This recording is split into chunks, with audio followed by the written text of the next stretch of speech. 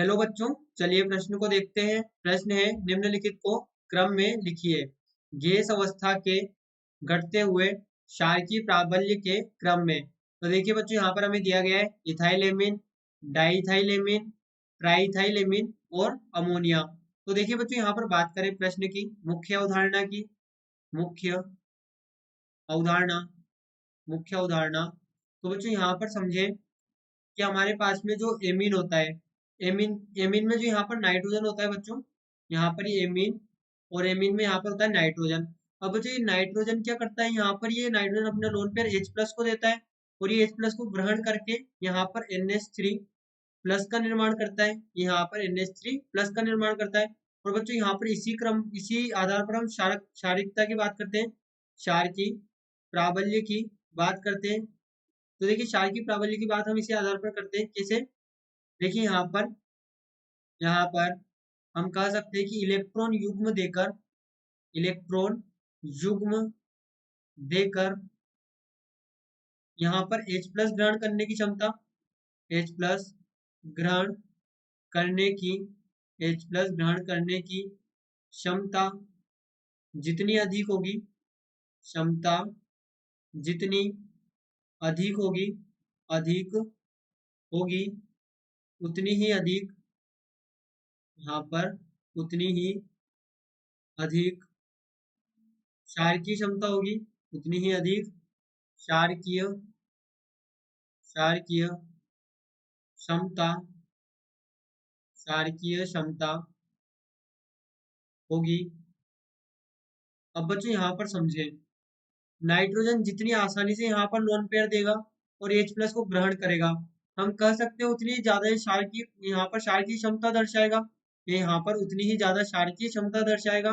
तो देखिए बच्चों, यहाँ पर हमें जो यौगिक दिए गए हैं, पहला हमें दिया गया है C2H5NH2, दूसरा हमें दिया गया है C2H5NH और C2H5 यानी कि डाइइथाइलेमिन। तीसरा बच्चों में यहाँ पे दिया गया है ट्राइथाइलेमिन यानी कि C2H5N, C2H5, और यहाँ पर भी है C2H5।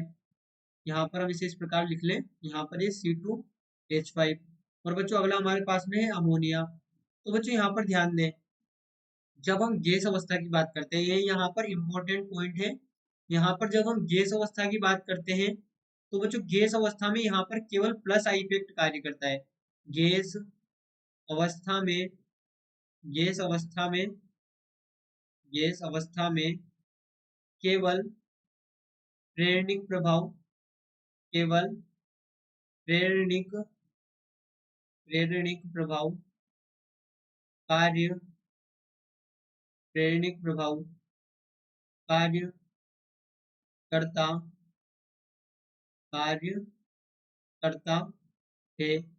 यहाँ पर गैस अवस्था में केवल प्रेरणिक प्रभाव कार्य करता है। तो बच्चों यहाँ पर समझे कि यदि हम यहाँ पर C2H5 को देखें, तो हमें पता है कि C2H5 का यहाँ पर प्लस आई पावर होता है। C2H5 का यहाँ पर प्लस आई पावर होता है। अब बच्चों C2H5 का प्लस आई पावर है, तो ये क्या करेगा, नाइट्रोजन पर इलेक्ट्रॉन नेगेटिविटी को बढ़ा देगा। वो इलेक्ट्रॉन नेगेटिविटी को बढ़ा देगा, तो यहाँ पर लोन पेयर डोनेट करने की क्षमता और ज्यादा बढ़ जाएगी इसकी। तो यहाँ पर इसकी लोन पेयर डोनेट करने की क्षमता बढ़ जाएगी। इसी प्रकार से बच्चों यहाँ पर बात करें डाइथाइलेमिन की, तो इसमें 2 प्लस आई है, और जब इसमें 2 प्लस आई है, तो यहाँ पर नाइट्रोजन पर इलेक्ट्रॉन नेगेटिविटी को और अत्यधिक बढ़ा देंगे, तो यहाँ पर इसकी क्षार की क्षमता और अधिक बढ़ जाएगी।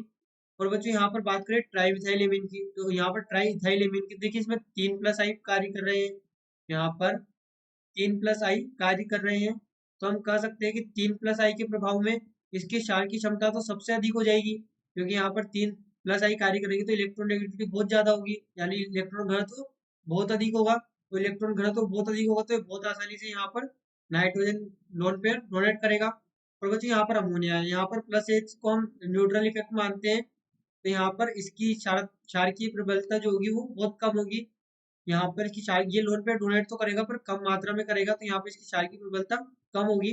तो बच्चों यहाँ पर देखिए, हम इसे यदि नाम दे दें, यहाँ पर ये हमारे पास में ए होगा, ये हमारे पास में बी होगा, ये हमारे पास में सी, और ये हमारे पास में डी।